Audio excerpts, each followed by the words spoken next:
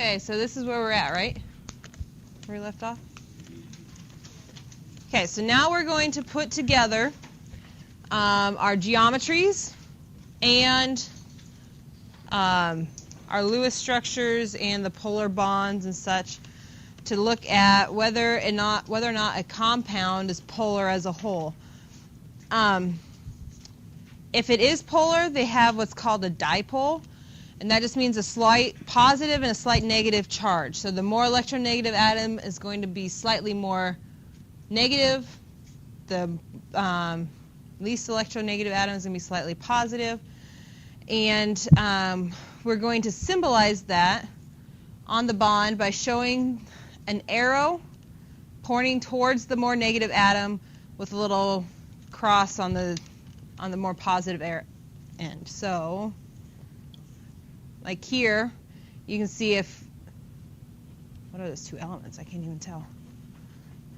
That's fluorine and hydrogen. So fluorine is more negative, so they draw the arrow towards the fluorine, and then they put a little cross symbol, or they cross the arrow here at the hydrogen. Now, if you think of it as this looks like a plus, you can think of that end has to go on the positive positive atom, and the arrow points towards the negative. And then these little symbols are sigma. They look kind of like an 8, but they don't finish the 8. We'll draw it here in a little bit. And then you have a little plus for that would be the dipole, the positive dipole, and then the sigma negative is a negative dipole. That's what those symbols mean. Yeah, this symbol right here. This is a sigma, so the positive and negative represent the charge separation. So we can have polar molecules and nonpolar molecules as a whole. Even though they have polar bonds, we can have a nonpolar molecule based on what its geometry is. So let's just look at that and see how we do that. So BF2, or BEF2. BEF2 looks like, oh, you have BF2? Change it to BE. Since that's what's up there. Okay, so we would look like BE has 2 valence electrons, and then fluorine would have 7.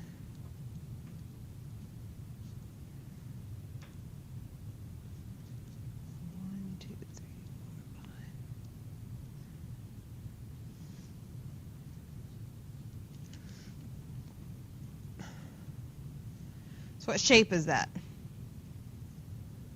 Linear.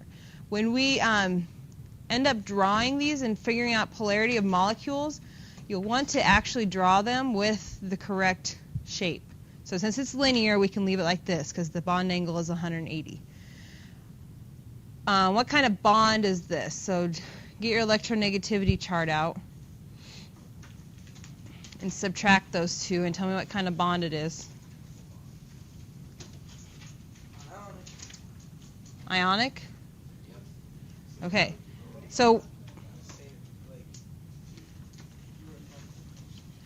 which one's more negative? Which one's more negative between BE and F? Fluorine. So we're going to have these arrows drawing towards fluorine.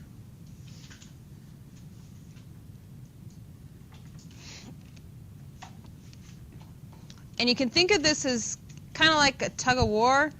So they're both pulling on beryllium, opposite directions. Since they're the same atoms, they're the same strength of ionic bond, they'd have the same difference. So if we're thinking about tug of war, is beryllium going to move? No. So if they can't, they're basically canceling each other out. And so this would be, and even though we have an ionic bond, the compound as a whole would be nonpolar,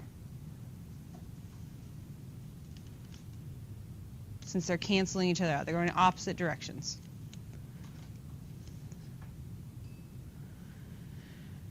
Okay, let's look at H2O. It's going to be a little different. Even though we have 2 atoms, so oxygen has 6, and hydrogens each have 1. So what kind of shape is this?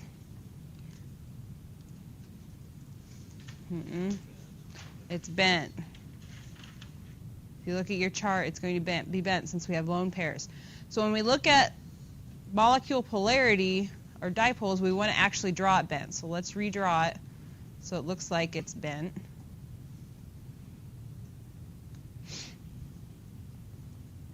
So now oxygen or hydrogen, well, I guess what kind of bond would it be between oxygen and hydrogen? What kind of covalent? Polar or nonpolar? Polar. And which one's more negative? Oxygen. So we're going to draw that. Where's my? Towards the oxygen.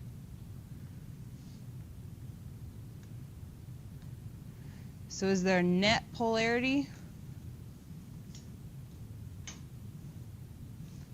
In what general direction are they both pointing? Up. Okay, there's this one slightly to the right and one slightly to the left.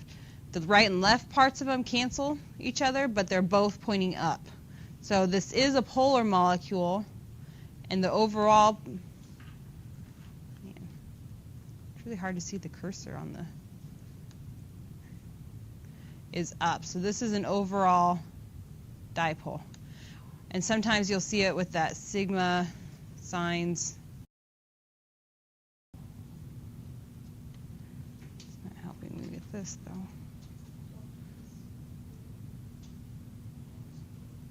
There we go. Okay, so it should look like, which one's more negative?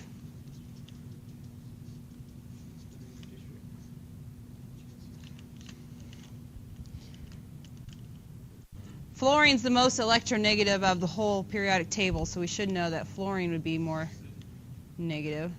So we have this. Is there an overall polarity?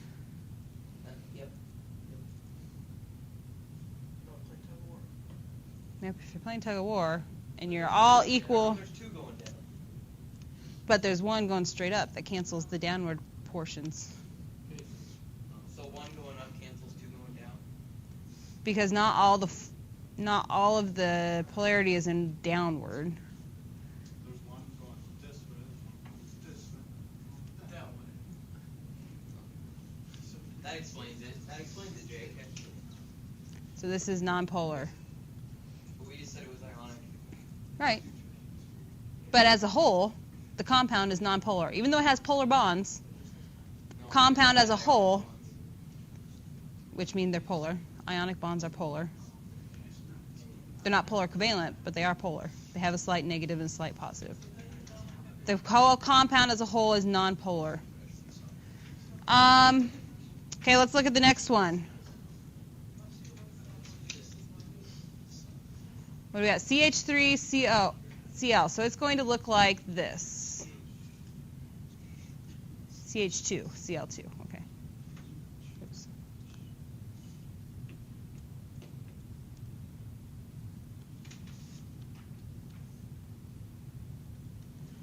Like that. Okay, let's look at bonds. Are they polar, ionic, nonpolar? Polar covalent, ionic, or nonpolar covalent?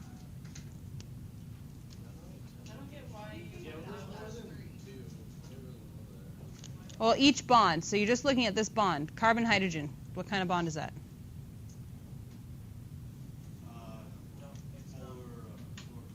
Polar covalent. Okay. So these two bonds are polar covalent. Which one's more electronegative? I'm guessing carbon, yeah. Okay. So these are both towards carbon. What about chlorine and carbon? What kind of bond would that be? Polar covalent again? And which one's more negative? Chlorine.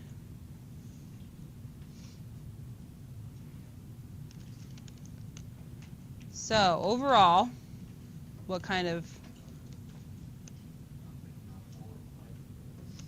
But this right and this right, do they cancel them out? They don't cancel each other out, do they? Do these two cancel each other out? No, so nothing's really canceling each other out. So overall, what direction would it be? Alright, but what if you put Wouldn't it be diagonal to the right? a hydrogen on top and Okay, that's what we're going to do next. Now, what if, this is how I drew it one time, but what if you would have drawn it like this? We would change it so it looks like this.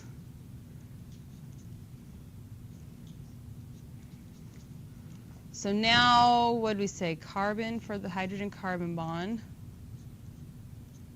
and then chlorine for this bond. Now what kind of molecule would that be? This one is nonpolar. So it depends on how you draw it. I got up and to the left.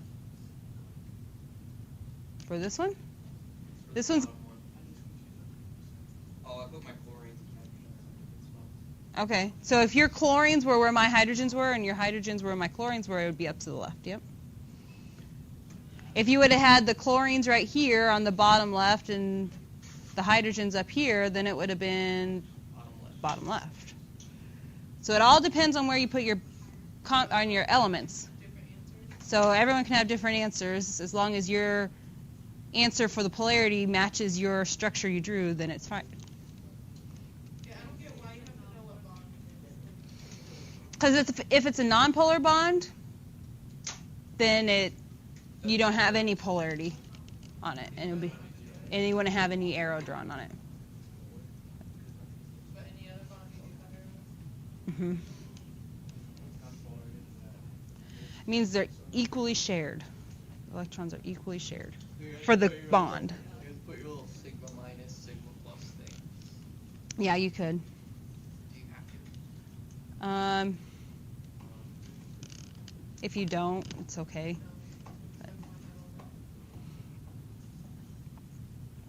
Okay, and the last one, NH3. It looks like this. Okay, and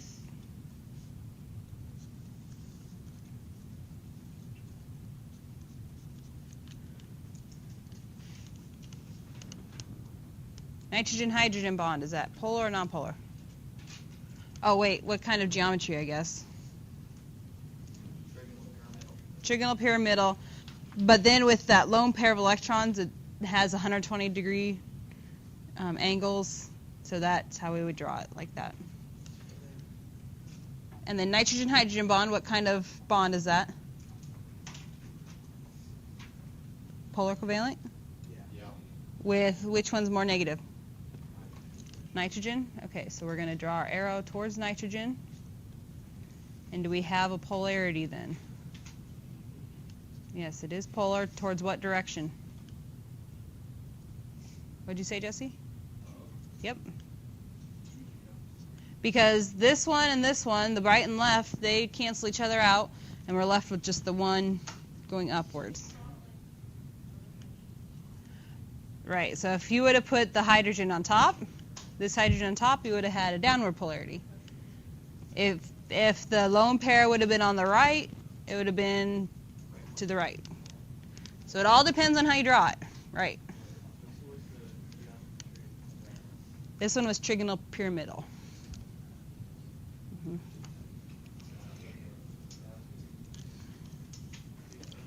Do we have to do hybridization today? No, I don't think we will. Do we have a worksheet?